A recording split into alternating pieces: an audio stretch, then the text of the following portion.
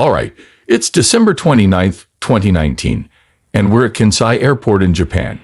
Here's the scene. A former U.S. Special Forces guy and his pal are hauling this massive black box towards the security check.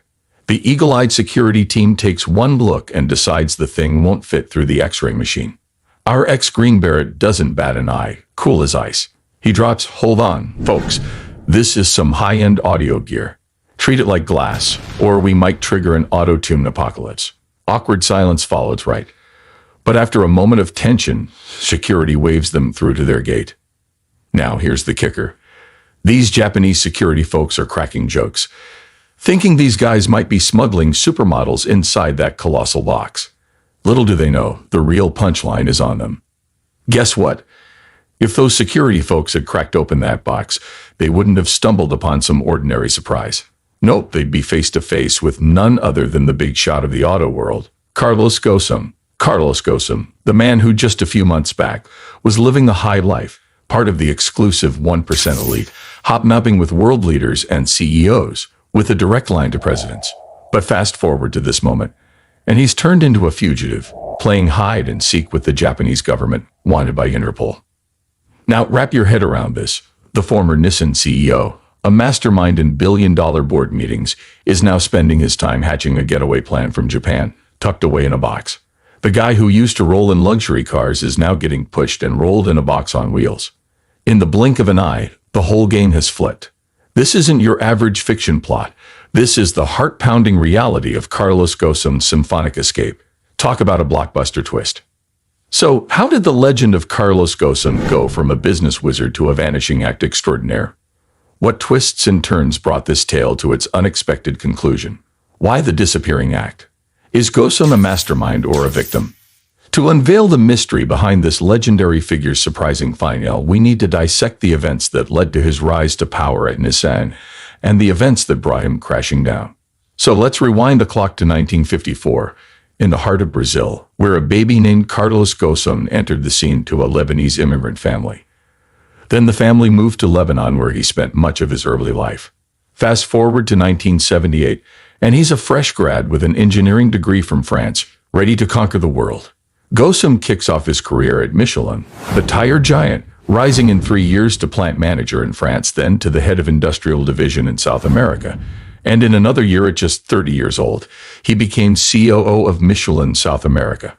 After 5 years, he became the CEO of Michelin North America.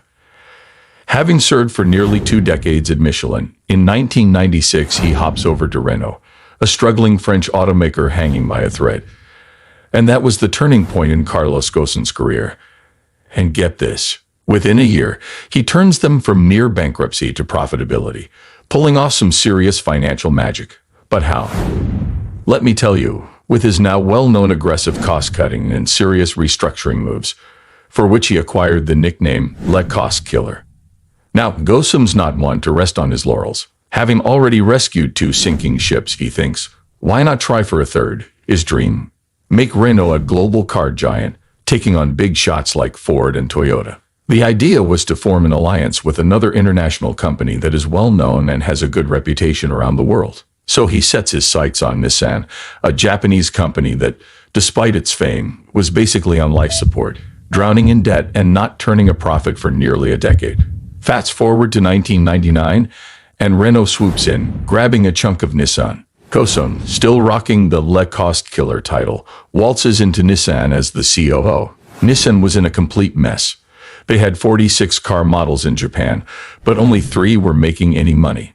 Now, zoom in on October of that same year, and Ghosn unveils the Nissan revival plan. Ghosn goes all in and makes it personal, making a bold promise to step down if he can't hit the ambitious goals he set for reviving Nissan. Talk about putting it all on the line. To make this plan succeed, Ghosn makes some bold moves. He shuts down 5 plants, gives the boot to a whopping 21,000 Japanese employees, and even sells off the company's aerospace division. Oh, and forget about those cozy lifetime job guarantees and bye-bye to seniority-based promotions. Ghosn scraps that unless the workers hit top-notch performance. But hold tight, not everyone's clinking glasses to this shakeup. Japanese workers hit the streets, protesting against these foreign man's tactics. The response is intense. Massive protests, public campaigns, a whole shebang. Ghosn's moves stir up a storm. And let's just say, not everyone's grooving to this new tune. But unfortunately for them, Nissan, once on shaky ground, was now cruising toward real profitability, and Ghosn earned himself a promotion to the CEO throne at Nissan. His success wasn't just making waves locally. This guy became a global sensation, a force to be reckoned with. This man single-handedly proved himself over and over again. He'd already worked his magic at Michelin and Renault, stirring these ships from disaster, and now stirred Nissan from the brink of collapse to leading the charge in the global auto industry. Things that everyone thought were impossible, Ghosn made look like a walk in the park. Now that's what you call leadership. By 2003, Nissan proudly declared itself debt-free, and Ghosn's success was so remarkable, and so by 2005, he snagged the top spot as CEO of Renault. Wrap your head around this. He became the CEO of not one but two Fortune 500 companies simultaneously. Carlos Ghosn was on fire, hitting home runs left and right. His face wasn't just on business reports. It was everywhere. He even had his own comics, a foreign CEO and a Japanese manga, a rare sight. His influence permeated every corner, on TV, in newspapers and magazines. The Japanese folks fell head over heels for him. People genuinely liked him so much. His influence was also felt back home in Lebanon, where now you could mail a letter in Lebanon with Carlos Ghosn's face on it. Working for him, it must have been like catching lightning in a bottle. However, in 2016, a critical incident unfolded, serving as the initial trigger for his eventual downfall. French President Macron, back when he was the Minister of Economy, decided to assert control over Renault. This event, I believe, set the stage for the unfolding narrative. Renault's decision to increase its stake in itself triggered distrust at Nissan, as they feared being sidelined. The numbers spoke volumes. Renault holding a hefty 43% stake in Nissan, compared to Nissan's more modest 15% in Renault. The alliance, right from its inception, grappled with this function. Over time, Ghosn's image as a messianic figure shifted. To some, he transformed into a perceived tyrant. To others, a man motivated by greed. And for yet others, a leader who allowed the Franco-Japanese partnership to tilt dangerously in favor of France. Also during this year 2016, Ghosn takes on the role of chairman of Mitsubishi Motors after Nissan acquires a stake.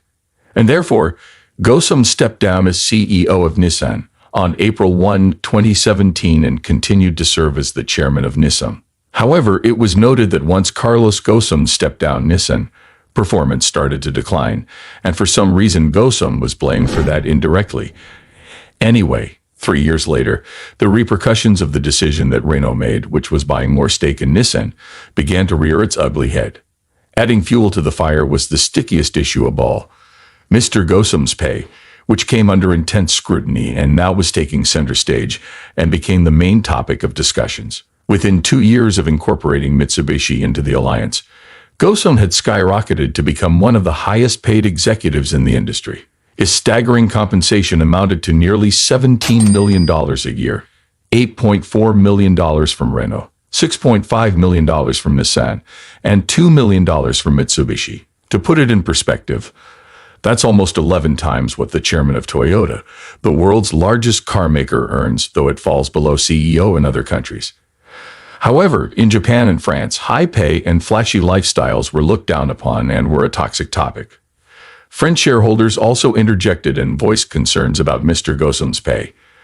The sentiment was summed up with the view that anyone earning 240 times more than the minimum pay of their employees is deemed out of control. So, to appease the critics, Ghosn supposedly agreed to a pay cut, but that turned out to be more of a smokescreen. In October, a whistleblower within Nissan spilled the beans, providing evidence that Mr. Ghosn had been instructing Greg Kelly, a top aide, board member, and a small inner circle at Nissan. Their mission, essentially create two pots for Mr. Ghosn's compensation. One would be paid in the current year, showing up in the financial company's reports. The other, as revealed, would be held by the company, to be paid out after Mr. Ghosn parted ways with them, plus more money, which was to be decided upon his retirement. The whistleblower's findings were conveyed to Virotov Saikawa, the company's chief executive. In response to these revelations, an internal audit was initiated. It's worth noting that Saikoa was a mentored and selected by ghosn himself to be his successor. Then came 2018, and it all took a nosedive for Carlos Ghosn. November 19th, 2018 to be exact. Ghosn's private jet touched down in Japan. Shortly after he stepped off the plane, Tokyo district prosecutors ambushed and arrested him. A little later, Nissan's chief executive, Hiroto Saikoa, dropped a bombshell. Ghosn was booted off Nissan's board. His crime? Ghosn, along with his top aide, Greg Kelly, had supposedly underreported their retirement compensation.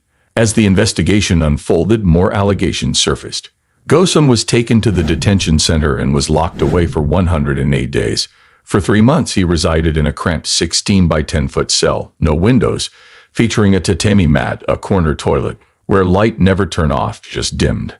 He faced relentless daily interrogations lasting 8 hours each, with no legal representation present. The authorities sought to extract a confession by threatening him to implicate his family and wife in the situation, or by issuing threats of solitary confinement, aiming to instill a profound sense of despair. Just confess and get it over with. Prosecutors were relentless, stripping him of basic needs. Mattresses, denied. Family photos, denied. Floss, denied. And even specific medications were denied.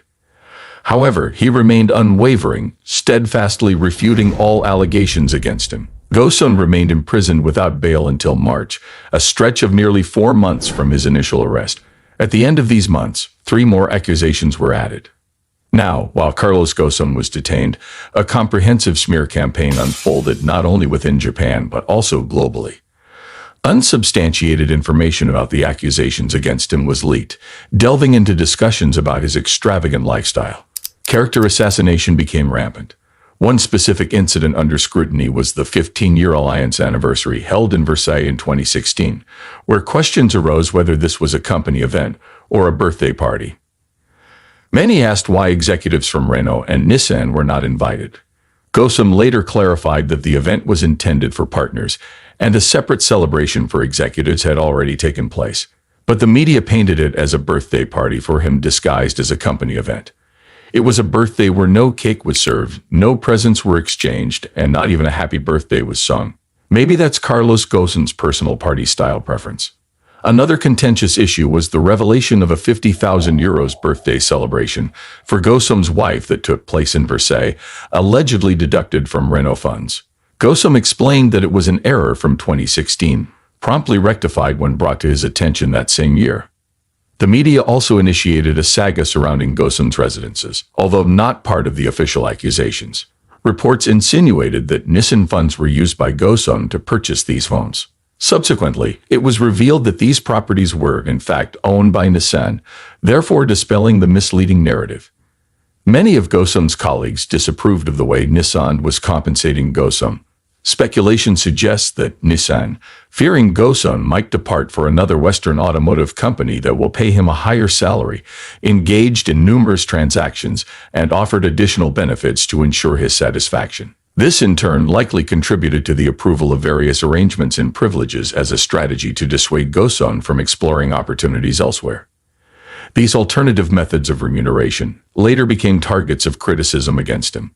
On January 8, 2019, Ghosn made his first appearance in court. However, the manner in which he was restrained seemed excessive. They had restraints on his hands, legs, and waist. Ghosn again asserted his innocence and refuted all charges. His request for bail was refused several times.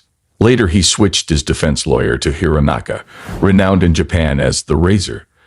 Eventually, Hironaka successfully persuaded the court to grant Ghosn freedom, and a bail was set, amounting to $9 million.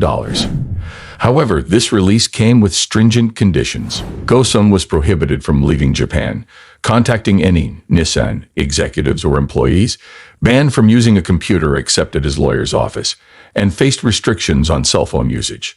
Notably, the most severe restriction was a ban on communication with his wife. Shortly after his release on April 3rd, Carlos Ghosn announced on Twitter that he intended to hold a press conference the next day.